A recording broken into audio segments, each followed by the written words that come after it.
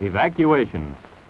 More than 100,000 men, women, and children, all of Japanese ancestry, removed from their homes in the Pacific Coast states to wartime communities established in out-of-the-way places. Their evacuation did not imply individual disloyalty, but was ordered to reduce a military hazard at a time when danger of invasion was great. Two-thirds of the evacuees are American citizens by right of birth. The rest are their Japanese-born parents and grandparents. The people are not under suspicion. They are not prisoners. They are not internees. They are merely dislocated people, the unwounded casualties of war.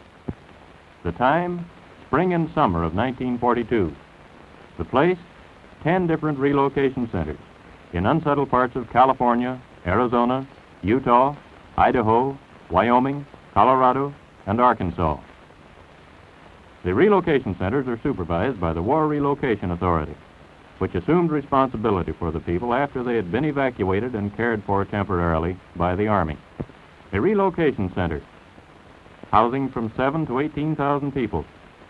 Barrack-type buildings divided into compartments. 12 or 14 residence buildings to a block. Each block provided with a mess hall, bathhouse, laundry building, and recreation hall. About 300 people to a block. The entire community bounded by a wire fence and guarded by military police, symbols of the military nature of the evacuation. Each family, upon arrival at a relocation center, was assigned to a single-room compartment, about 20 by 25 feet. Barren, unattractive. A stove, a light bulb, cots, mattresses, and blankets. Those were the things provided by the government. The family's own furniture was in storage on the West Coast. Scrap lumber, perhaps some wallboard, and a great deal of energy, curtains, pictures, drapes, depending on the family's own ingenuity and taste, helped to make the place livable. Some families built partitions to provide some privacy. Others took what they received and made the best of it. The 300 or so residents of each block eat in a mess hall, cafeteria style. Rough wooden tables with attached benches. The food is nourishing, but simple. A maximum of 45 cents a day per person is allowed for food, and the actual cost is considerably less than this, for an increasing amount of the food is produced at the centers. A combination of Oriental dishes to meet the tastes of the Issei, born in Japan, and of American-type dishes to satisfy the Nisei, born in America.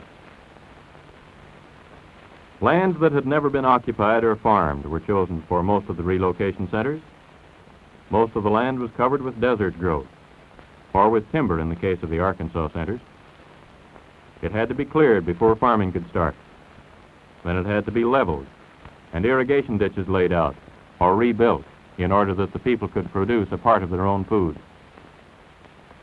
Then came the plowing and preparation of the soil and planting. A few of the centers had crops in 1942. In 1943, all of them. About half of the evacuated people were farm folk, skilled producers of vegetables, fruits, and other crops. They had made desert lands productive before, and around the relocation centers they could and did do it again by the application of hard work and water for irrigation. At the two centers in Arkansas, they have introduced Western-type irrigation and succeeded in producing vegetables in the heat of midsummer, when ordinary production methods are not successful. Tomatoes, peppers, cucumbers, corn, melons, and many other crops have been grown on land that a year or 2 years ago was unproductive. Food production is aimed at self-support for the relocation centers. It does not go onto the open market.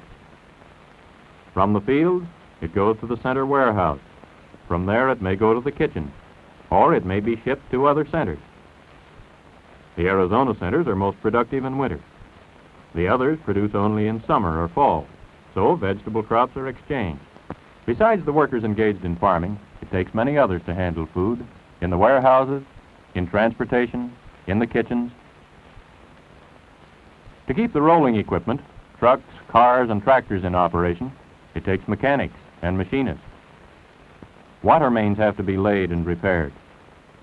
Roads, sanitation systems, and buildings have to be maintained.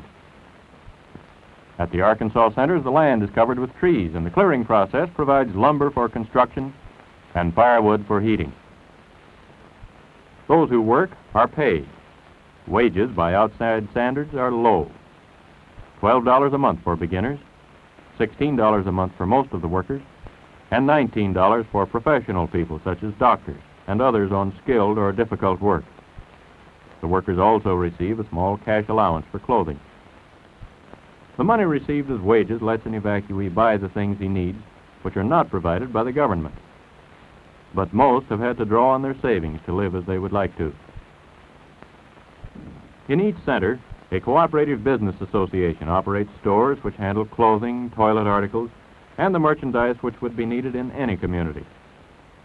The co-ops also run barber shops, beauty parlors, shoe repair shops, and other services for the community. When the school bell rings, it's a signal for these students at Hart Mountain in Wyoming to change classes. The school curriculum meets the standard of the state where the center is located. Mathematics, American history, geography, the fundamentals of an American education. This is a class in mathematics. And a rhythm class of 5th grade pupils. In the modern school, many subjects are added to reading,